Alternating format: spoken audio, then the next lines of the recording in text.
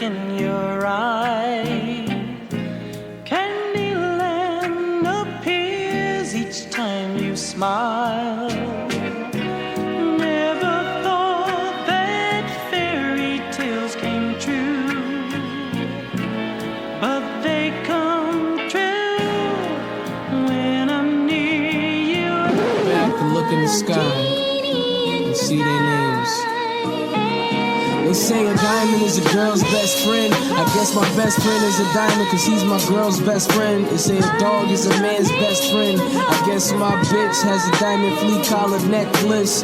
Life is Tetris, you gotta find the best fit. Mistakes build up so much there's no exit. Get it?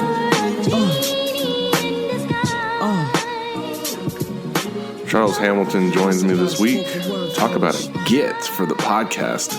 If you're a fan of production, if you're a fan of that genre-bending real hip-hop, then you're going to know my next guest. And it's easy to forget that when he landed on the XXL selection, Hamilton was only 22 years old. And since then, he's crossed paths with Lionel Richie, Eminem, Kanye. He's put out 100 mixtapes, record deals. And I'm lucky enough to sit down and have a nice chat.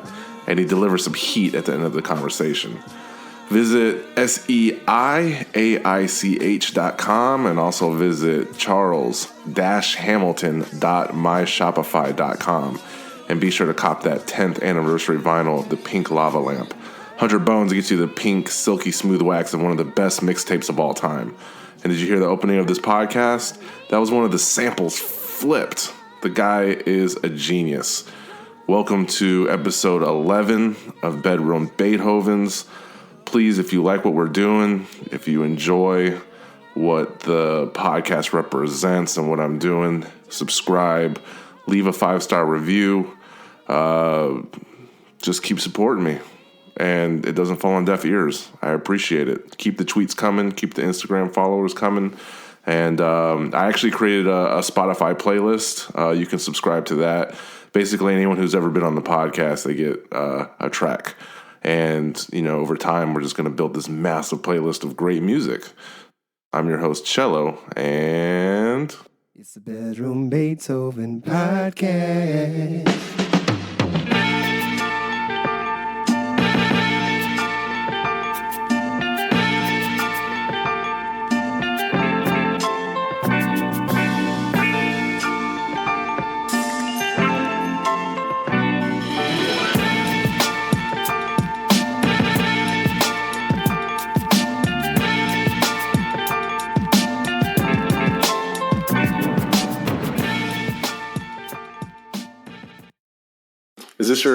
Is this your first podcast? Technically it is, yeah. Ooh, that's a win, man. Thanks so much for making time. No problem. Cool, man. Well, first off, how are you feeling in 2019? How are things going with you? Focused. You know, there's really no other way to put it. You know, I'm creatively, leaps and bounds. You know, it's pretty much up to me whether I want to be more social, but I exist, and in my existence is my creativity. So I really don't have enough time for, you know, too much of the social aspect of things, unless it's like, you know, meetings or performances, you know. Well, you're one of the only MCs where if you wrote a book, I think I'd read it first and foremost. I respect your philosophy. I remember listening to Choices when it first came out, and it was one of the first songs that really made me like stop in my tracks and pay attention to the lyrics. And at the time I had like a piecemeal idea of what the song was about, but then I concluded like the song was like melancholy and it had some sadness in it. And then I realized like, oh, you know, I can listen to hip hop. I don't have to enjoy it. I don't necessarily have to bob my head and catch a vibe. I can listen to a story, learn from it, learn from the POV of someone else, and learn about their message. And that kind of started the path of me following your music and respecting your point of view and your intelligence. I appreciate it. Yeah, and I think a lot of people talk about, you know, the early 2000s, and that's all very well documented. So what I wanted to kind of start out with is your upbringing and your childhood, because the samples that you use from from like the OJs to the Spinners, that had to have come from an influence of someone playing that music when you were young, because you're my age and you don't really see too many producers or MCs kind of using those samples. Absolutely. My pops was my dad was into Yes and Jimi Hendrix, and my mom was into Marvin Gaye and Chaka Khan. But what they had in common was Parliament Funkadelic.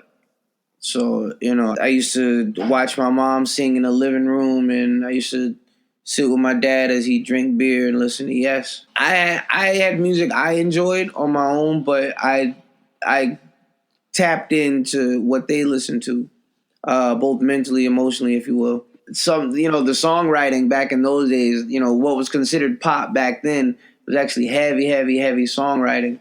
And growing up, I watched the songwriting quality decline. So I, kind of withdrew myself even deeper into what's considered retro. Like I said, a lot of rock. I love Led Zeppelin. But in what was common back then, growing up, was like Criss Cross, Moni Love, Public Enemy. My babysitter was a big New Kids on the Block fan, so I grew to respect them. Hip hop was pretty primary. Pearl Jam, definitely, Nirvana, 9 Inch Nails. But with me, as far as growing up a musician and finding my own path, really was listening to sounds. Like I'm sure you've heard An Angel's Aneurysm, Pleasant Overthinking too. Like I literally would listen to sounds all day. So by the time Sonic the Hedgehog came out, I was reading. I'm not sure if it's National Geographic or something. And the irony of when I learned, actually, I learned about Sonic from the appliances from Panasonic, and I was like, okay, like I put a lot of things together. By the time I realized Sonic and Panasonic were somehow related, go figure. But I was like, what is Sonic? It just drove me crazy. I don't know. It sparked something in me. And then once I put the connection to Sonic and sound, and my first interaction with Sonic, it was like I just felt in love. Like, every kid loved Bugs Bunny. Some things everybody connected to, but I love Bugs. I adore the Pink Panther, but Sonic the Hedgehog was just literally, he looked like how I felt. Not just blue, but just like, man, like I'm here. I already know I'm gonna face pain, but I don't have no choice but to submit control to whoever is looking at me doing what I do. So a part of loving Sonic is accepting the fact it's up to you to keep him safe, as the player. So, I mean, I connected with Sonic, and then we moved from a lot of personal stuff happened, talked about in the documentary, and we moved to New York, and it isn't as friendly in New York as it was in Ohio. I had a couple fights. I tried to keep quiet, stay to myself, but my mom got me into acting. Being a part of, actors and I guess you would say high society would boost the self-esteem, but then going back home to Harlem or wherever I was at the time, like I moved from Cleveland to Queens, Queens to Harlem, Harlem to Brooklyn, Brooklyn to the Bronx, and then I was on my own. Realizing that I can't be as friendly, I still couldn't help myself but, stop and say hi to people in the street, talking in class and all this stuff. And after a while, like, me naturally being who I am became the reason why I would go through some of the shit I went through. So I got more withdrawn. And then I got put into, it's bad enough I lived in the hood in Harlem. I got put into a Catholic school in Harlem. So it was like, oh, man, I was withdrawn, and then Eminem came out. And when Eminem came out, that kind of shaped, who I am. And the older I got, the more I connected Eminem's don't give a fuck attitude to Sonic's attitude, period. That's how I molded myself. And as I said earlier, like I've always been playing music and I've always loved sounds. So, I mean, it was just like a natural progression for me. Well, why did you move around so much? Because they say if you can make it in New York, you can make it anywhere. And it seems you went from like Queens, Harlem, Brooklyn, Bronx. You saw so many different sides of New York. What was kind of your takeaway from that?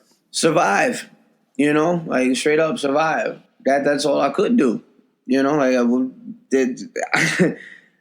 being in New York, you know, the person put their arm around you and say, yo, you know, sell you a dream. And whether you down on your luck or just having a regular day, somebody sell you the right dream, you end up stripped of everything you got. So, like, I don't want to say I put up a front, but I stayed focused, tunnel vision, for like, the irony, but straight up tunnel vision. Like, I don't want to get caught up in some shit that I can't get back home for, as badly as I wanted to run away, kind of being spoiled. There was nothing for me, like if you run away in New York, you eventually have to deal with a New York winter. So if you don't have somewhere to go and you don't get along with your parents and, it's F the system and you in the streets, just be prepared for wintertime. The winter in New York is no joke. You learn how to grin and bear and take things, be it at face value or dealing with stuff, for the sake of survival. And you just have to promise yourself you'll make it up to yourself and work as hard as you can. You got to find what you love and work as hard as you can to be the greatest. I stop myself short of saying I am the master of music because, the further I go musically, creatively, professionally, I look back and somebody's like tapping their foot just like Sonic, like I beat you here. Yeah, one thing that bothers me about like writers and stuff is they tend to think it's illegitimate if you reveal that you were inspired by someone else, and they have this false ethic of originality. And I love how open musicians are about the fact that creativity is a collective enterprise. And for you, where does the beat process start, or picking a sample? Is it like a feeling that you can reimagine elements of the song with your own distinct touch? Because I was listening to, I think it was like Wishbone's Horseshoes and Basketballs, and I know we got to be the same age because kids these days, they don't know about that Wayne Wonder sample You Freaked, and I love stuff like that. Cure the empty heart syndrome, but it's really hard with these pretty bras drifting. I never seen you forced to believe, blessed enough, so what more to believe? You the reason why I'm scorching this beat, so the whores and the cheese ain't important to me.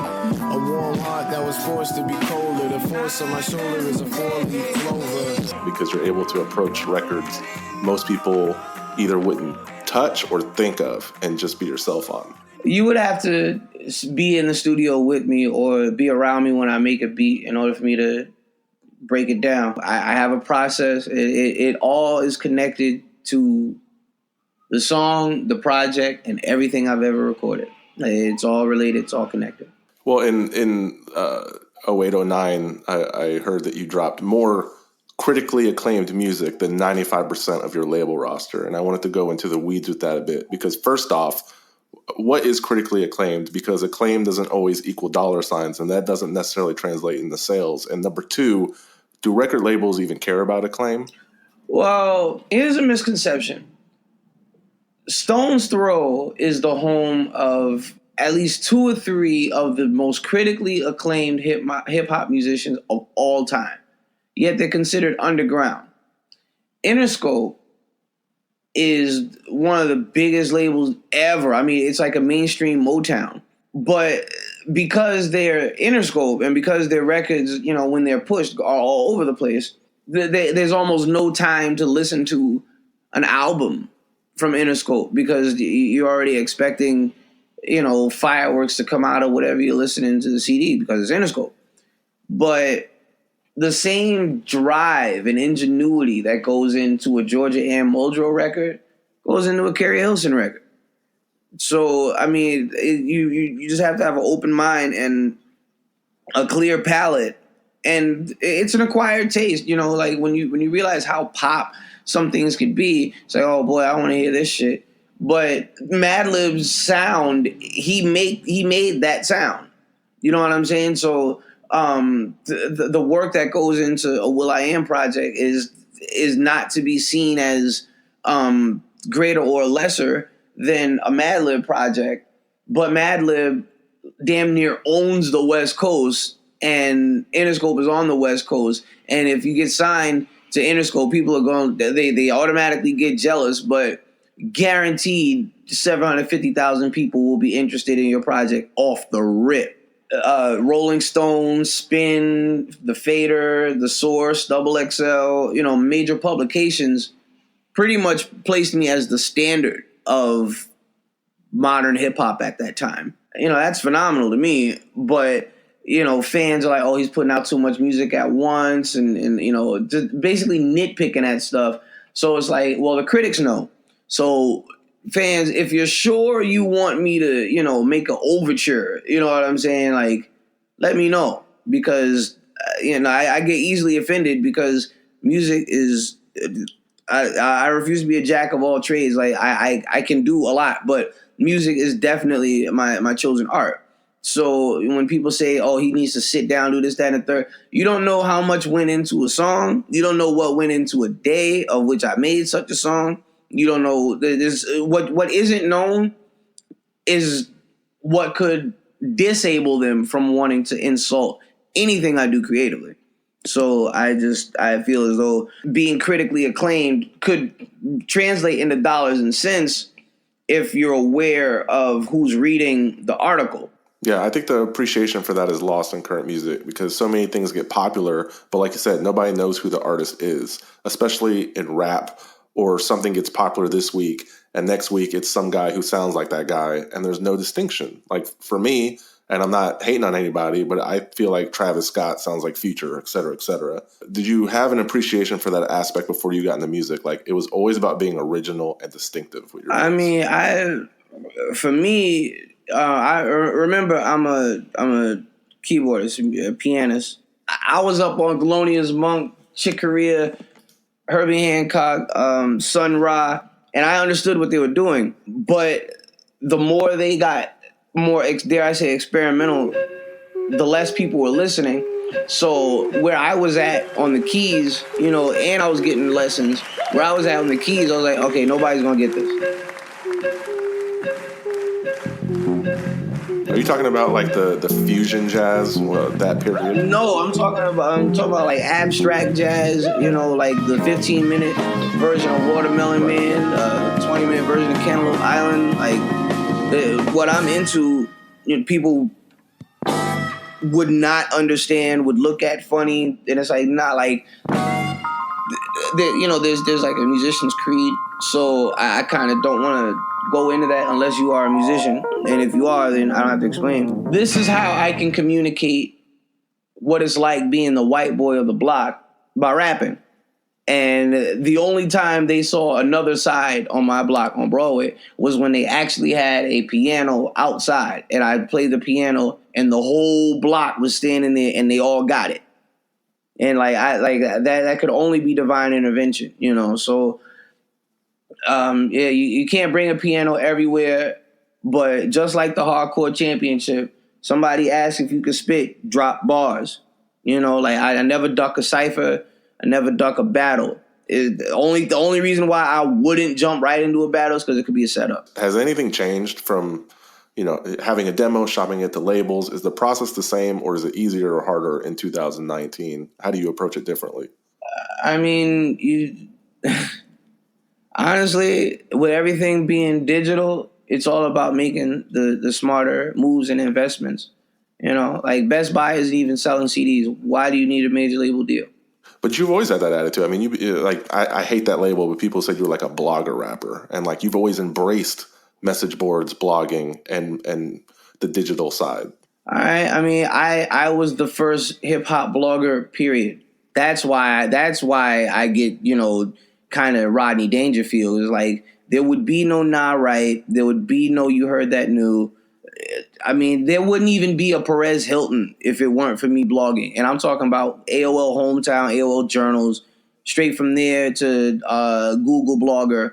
It got to the point where Lupe Fiasco started a blog and shouted his blog out on the Cool. And the blog that was started was run by two females. Like I dead ass was like hip hop blogger. Like I've gotten awards in English, like journalism. Like I know how to write. I'm not that dumb. So when it came time, when all these blogs came out, I just sat back like, now look at the crabs on my dick. Who did I? Yeah, and even I remember Kanye had one like 9 years ago. Yeah, so. Yo, like the Kanye, like everybody had to look around, like, okay, motherfucker, like who gave you that idea? Yeah. Like, I'm like, I mean, Kanye, he quoted one of the bars in the Me, Him, and Game cipher on Swagger Like Us. He stole an idea of mine. I said that on the record. I can't even take it back. But Kanye, I can see my influence in Kanye West, but I choose not to say too much about it because, after a while, it ain't about talking. I got a question about him, if you don't mind, because I know you, like you said, you know the old Kanye, and when he says, "Man, y'all want the real Kanye?" Can you describe to me the brother you met back in the day, and maybe you can identify some of his recent behavior and identify it, because his tweets loving Donald Trump, and I know as an activist you want to give people political education. And Kanye is like the leader of a generation. He goes and caters to that audience, which I think is where he goes wrong. And when it comes to your career as an entertainer, I think you can speak on it. Like, what's your perspective on him using mental health as an excuse for his behavior after the fact? When I met Kanye West, he was sipping champagne with a white woman. So, I mean, he was already living 75% of the Black American dream. I also, I spit with him or whatever. It is what it is, like, yo, you got skills or whatever. They kept cutting me off before I was about to go hamburglar. So I think the niggas know, like, I'm not to be slept on. And I played some joints from the Pink Lava Lamp for him, and he was about to cry with his white woman. Oh, wow. So, I'm like I do this, please don't sleep. Like I might be guilty of giving Kanye more creative props than he really, is worth. But you can't say nothing. That's the reason. What shuts me up and what makes me keep my opinion of myself. Everybody of whom I have a low opinion or no opinion of because they are factually bullshit have more money documented than I do. So they're winning. So if I say, yo, you're a fucking faggot to either Kanye or anybody rapping or at all they got to say is, I checked my bank account. I guess today was a good day. So I damn, like, that shuts the whole conversation down. And I don't get offended when it comes to money talk. But I have put so much of myself out there creatively in forums like this. They can say something personal, and then it's just like wartime. So I don't like I said, I try not to speak on Kanye. He's got his money. He's a lot of people, including Kanye, have taken my format and have used it to make money, and I can't say nothing about it. Like, either the music was free or they're choosing not to acknowledge it. But please be aware, Kanye West definitely did not put out that TurboGrafx 16 album. Because you can do and say whatever you want, motherfucker. When it comes down to the gaming universe, we already know who put it the fuck down. Hell yeah. And yeah, I don't like equating people's self-worth to their bank account either. I think that's where you go wrong. Like that you have no choice in the music business. You have no choice but to do that. That's every business, though. That's every business, I think. No, it's not. Like, in the movie The Pursuit of Happiness proved that. Like, when I was, I had a conversation with an executive not too long ago, and one of the young kids from my old neighborhood was like, "Yo, I heard you couldn't smoke weed. I heard you signed the Interscope, but you couldn't smoke weed." I'm like, you're gonna have to let your entire load go. I could do whatever I want on Interscope. I just didn't smoke weed with niggas that will probably scheme on me. Right. Like you. Not you, Marcello, but you know what I'm saying? Like, right. Fuck out of here. Like, I don't, what? Like, I can do what I want. Like, before I signed, the bidding war came down to Warner Brothers and Interscope. One of the representatives of Warner Brothers met me at the airport with a 50 of weed and a brand new iPod. And then I met with Interscope, and Interscope was like, yo, what do you want to do tonight? Like, what? You know what I'm saying? Like, I might be from the big city, but I stayed to myself and those that used to roll with me. Like, we used to have the time of our lives, but we wasn't spending money. I didn't even sign it. When they said, this is what you don't understand. You got to let it go. This is what you don't understand. When someone says, what do you want to do tonight in LA? It's not, let's go get a drink. It dead ass, what do you want to do tonight? And dude was like, all right, look, let's roll. And I went to a Marilyn Manson concert, fucking got hammered. Like the Marilyn Manson damn near shouted me out on stage. And they're like, all right, look, like Charles, we heard you lit. Marilyn Manson wants to meet you, but it could get extremely lit. You gotta keep, you know what I'm saying? I'm like, yo, it is what it is. I'm chilling. I don't put me in a motherfucking studio. And the only reason why they didn't put me in the studio that night is because, like, who's gonna own the masters? I went ape shit. Like, I dead ass had, creative control. So, I finished the album in record time. Jimmy said this is the best third album he's ever heard. Now make a debut. And the A&R is like, okay, basically Jimmy just said you made a classic, but it's ahead of its time. Come on, Charles, let's go to some club, and we'll listen to what they got.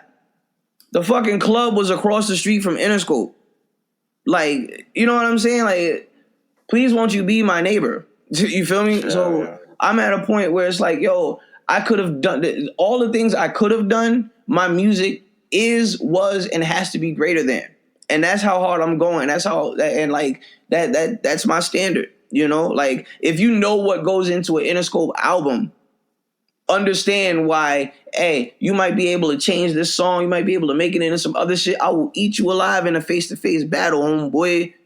And the only other person I can't say that about is Eminem. The reason why I can't say that is because as I grow and evolve, M might drop an album every 2 or 3 years, but I get inspired to keep going. Because the hard part about being an artist, we have to translate what we actually think, feel, see, smell, taste into regular conversation. You won't get that, especially more successful artists. I'm not talking about people who have their entire product put together for them. I'm talking about people that actually like do this shit. Like, she might be one of the most glamorous women to walk earth of the 20th and 21st century. But like Gwen Stefani puts in a lot of work. Gwen Stefani went from being the lead singer of No Doubt, which is ironically a concept of the last 10, 11 years.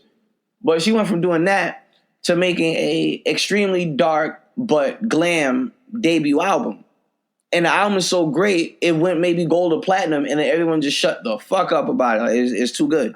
To make music, yes, I make music at a high rate. I've been practicing and studying how to, dare I say, synthesize, yet maximize the output. You know what I'm saying? Like I know what I'm doing when it comes to music. You brought up Eminem as inspiration, and I think I know the answer to this, but I want to ask you anyway. He said that he's constantly chasing the Marshall Mathers LP.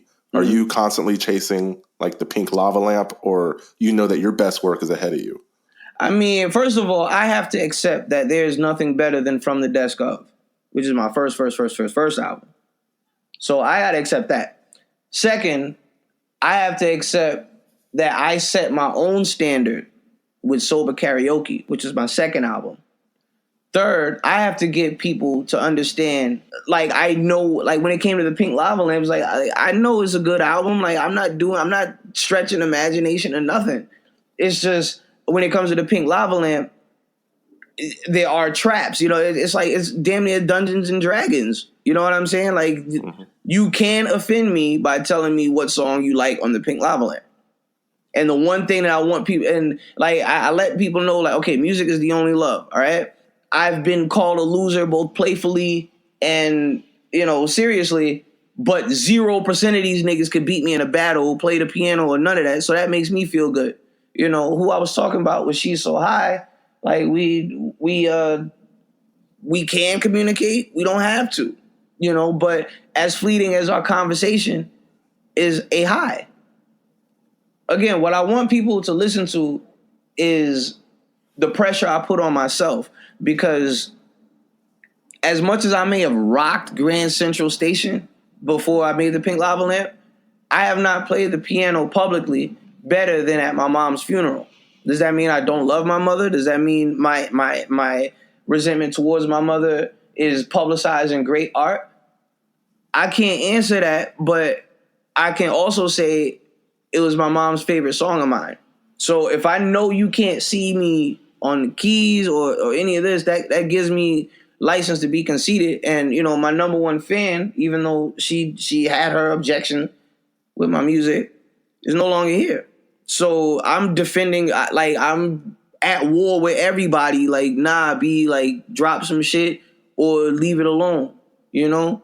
Like, it's a lot more personal for me. I'm not chasing the pink lava lamp. There's a black lava lamp, you know, the golden lava lamp, you know, and then like I know how I did it. Well, the reason why I'm not so crazy about the pink lava lamp is because I damn near formulated. Like, it's like a formula. There's no it's like Get Rich or Die Trying and then The Massacre. You can't say nothing bad about The Massacre. All you can say is it's just like Get Rich or Die Trying. That's a great analogy. I get exactly what you're saying. You feel me? So, like, yeah. It's like, why? Like this. If I had done 5 or 6 pink lava lamps and then Drake came out with his shit, not only would I be blown out of the water, I'd be blown out of the water. You know what I'm saying? Like, Drake came with something new.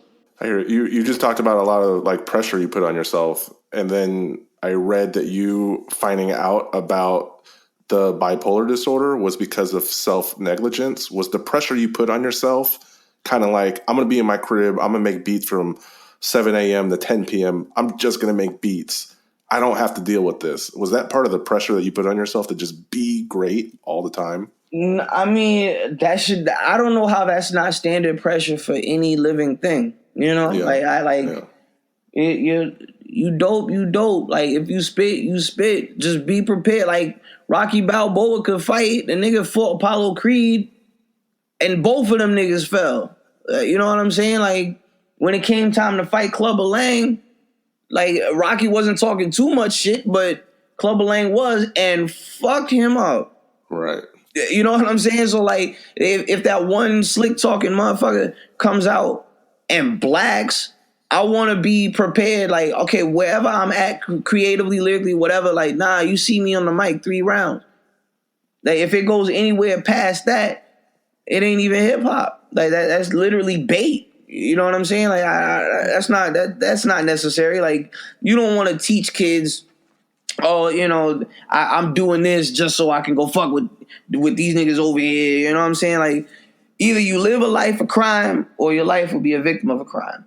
Yeah, and what I'm learning is, like, especially with, like, labels, it's this vicious business of, like, lawyers and money, and it's hard to believe how much power a piece of paper has. And, like, if I'm doing the math, you get like 12 cents to the dollar, and then you got to pay producers, and they get into this loop of not looking at a legal team, or they call a lawyer to make sure the deal is right, and then you just figure it out once the money's gone. Or maybe a person is so thirsty for a platform they sell themselves short, and you can lose yourself. So I'm very happy to help promote and help you announce that you're starting a label. And I want everyone, after I give out this URL, you can speak to it, but I want everyone to go to gofundme.com/f/founding-the-sound. And he's currently taking donations. And, like, you have the floor, man. I want to, you finally have the credentials to found your own venture in the music business. And, you know, you had Nuco Records, you had Turn First Records, Interscope, Republic Records. Explain why your new established marketplace will be better. Well, this is it. Like, it is an established marketplace. You got the pop world, which is, you know, what is it, 5 Seconds of Summer, Puffy Yami Yumi, just like a whole house full of, like, names that if mentioned in a household, the house will fall down, you know? And you got the mainstream, which is, I guess, Rick Ross, you know what I'm saying? Like, basically people who are staples on MTV and BET and stuff. Then you got the underground, which is Madlib, Dilla, MF Doom, Ninth Wonder, Little Brother, and them. And then there's my world. And that world is a marketplace because it's like, okay, like, same guy that got punched in the face, same guy that was on World Star making beat naked, same guy that battled this one, same guy with 300 products. A lot of people who I know, y'all know either through me or because of me. These people are celebrities in my world. You know, Skrill's a celebrity. Kesset is a celebrity. V.S. Diamond is a celebrity. My grandma, my uncle, you know, rest in peace, mom. You know, these people are all celebrities. You will see them in my world.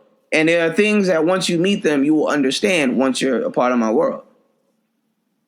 You can support me continuing to live. It's damn near like a ransom note. Like, you feel me? Like, help standard sound or the kid gets it. You know? That's pretty much, you know, what it is. You know, and you know, I may have my objections to the alternative lifestyle, but I know I have homosexual friends, I have lesbian friends, transgender. It's almost like a Curtis Mayfield cartoon, you know, where he's like flying around a rainbow, but he's not gay. He's Curtis fucking Mayfield. You know, so that's what standard sound is. Like what Puffy Amiyumi, Backstreet Boys, Madlib, what they all have in common is a standard sound. That is what they complain about. But their complaints translate into fuck the label, they're not giving me my money, ... I have the standard sound, and I can work with whoever, whatever genre, no matter how experimental on this sound. All right, so now that I have a better understanding, was the Rita Ora single a rejuvenation for you, or was that another attempt to make mainstream music, but this time trying to crack the code and make music where people are behind your decisions? Well, I didn't have creative control for when I had the deal where I wrote the song New York Rain. I didn't have creative control. So, you know,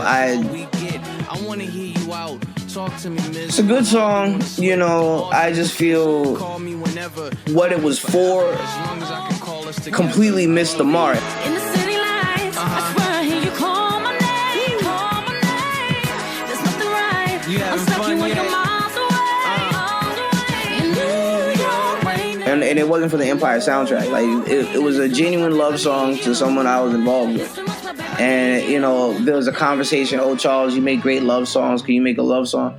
It's like, I'm tired of being in relationships and I'm making love songs, going public, and then people are, oh, I love this song. Like, what happened to the girl? Like, fuck you, nigga. You know what happened? Like, this shit whack. Like, we broke up. Oh, you must have did something wrong.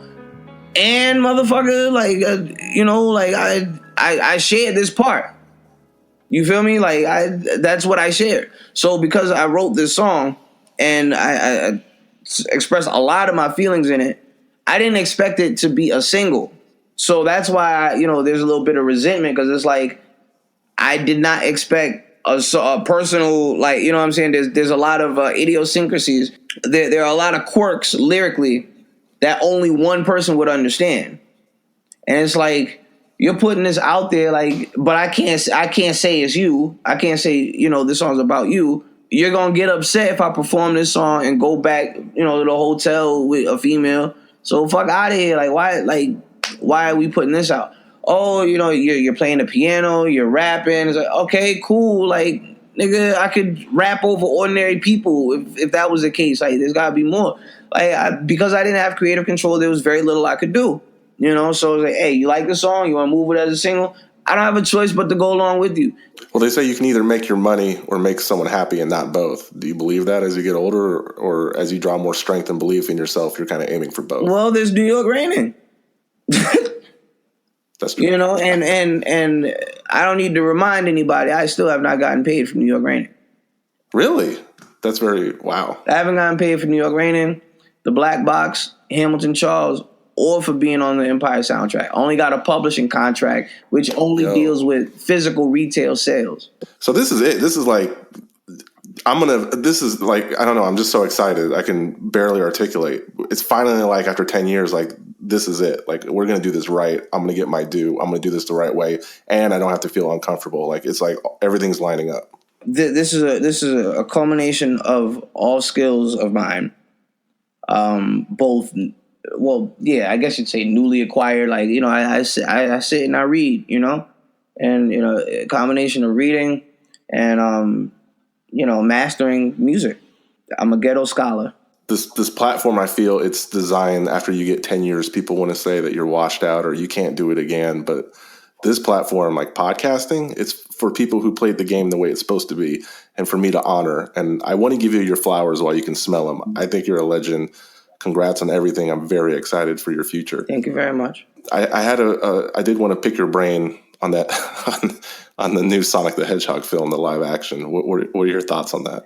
I mean, Sega is like Sega means the world to me, and Sonic is I can't put it into words. You know what I mean? Like I don't want to be, you know, that the fat comics book store guy from The Simpsons and be like, you know, worst ever. You know what I'm saying? Like, I don't want to do that. It's just, you know, they develop, you know, a Sonic story, and I develop my own Sonic story. You know, if you're following the story, Charles Hamilton died trying to be Sonic. Sonic died as Charles Hamilton, and Dr. Robotnik resurrected them both and is doing like some robot chicken type shit. Mm-hmm. So, you know, like that's where I'm at right now.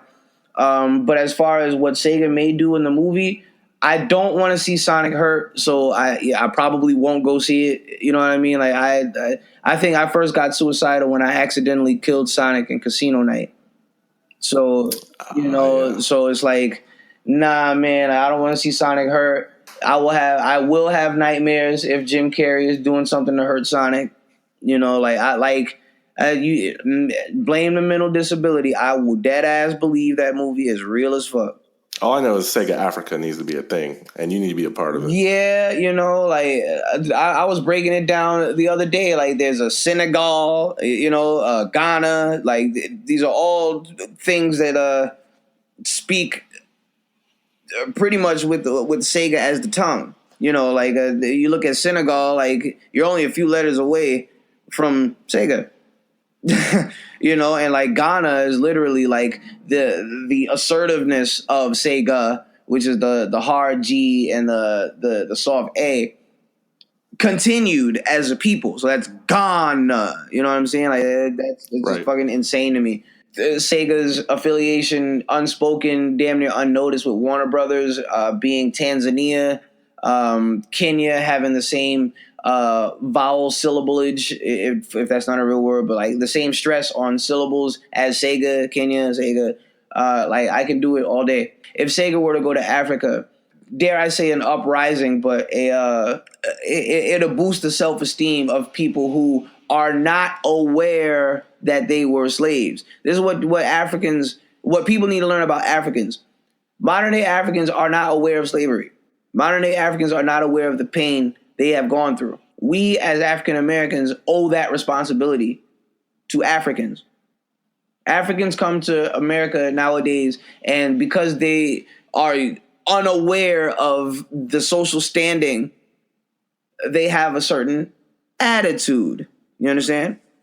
So it's like, dog, you go to Africa and you explain what Africans have gone through in America, you may see a spiritual uprising amongst people of color.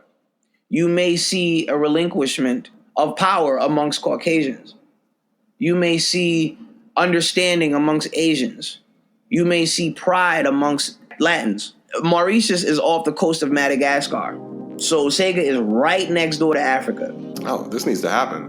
But yeah, all right, my dude, I appreciate your time. I did want to ask you to put your gift on display. You want to kick any bars? Niggas want verses, old or new. Crazy how that line is disposable. Yet I still read the index like one. Get chin check, Windex wipe, son. I've been this nice and I've been the nice one. Pardon my rudeness, but I'm harder than music. Hard and my vocabulary would mean smart. Smart meaning a smart ass. Y'all gonna have to abuse it. Don't touch me. I'm so nice I can walk around feeling like I'm so ugly and still make my point. Cause it's ugly when you're beautiful and believe you're ugly. The usual. Same mind games of the lame minded say I can't complain when I say I'm ready to rhyme. And I ain't get to say what I wanted to say, so I'm gonna need a blunt to the face to keep it 100 today. I ain't smashing MCs, I'm trying to be monogamous, if that's not obvious. If niggas rap, I'm the gift. Give it back, that's my shit. My punchline's either going over heads or you're jaw is swollen and I'm my overhead right. Overhand. Don't do like Jay, man. You might as well go to hula hands. Hoop it, stupid. No one knows how exclusive this shit can get, so I started some new shit. Which is not giving a fuck. Problem is, it's the hardest solution. When you say you're hard, be prepared to have the heart to back up that thought. When I say hard, I'm saying, wow, that's tough, that's rough, like cool with all that stuff. So I tell niggas to back up. When you see me coming, I can see thee coming. Like up and down, I'm fucking around, Liu Kang, the fatality before you turn into the green thing. You sing, as in tell other niggas what this dude bring. It's time to get on the microphone. Dude, I can do this for another 2 minutes and then you spit. Or sing, or forcing other niggas to step up when they say their poor thing is more singer-like, beautiful, and I need to pipe. Mario, the usual, do it though. 48 minutes in, I done dropped a lot of jewels and no chain around my neck. Then again, if I go back to the game, that'd be exactly what I need, which is lame. Like the people who say they need to spit and need a reason to be with the kid when he's spitting on weed. How is it lame? Because they hurt, like Big. Frank Thomas, you heard my shit. Woo, dropping jewels without a chain around your neck. Hey, the legend Charles Hamilton, thanks so much for being here and for gifting my platform with your wisdom and your time. I really appreciate it. Bless you.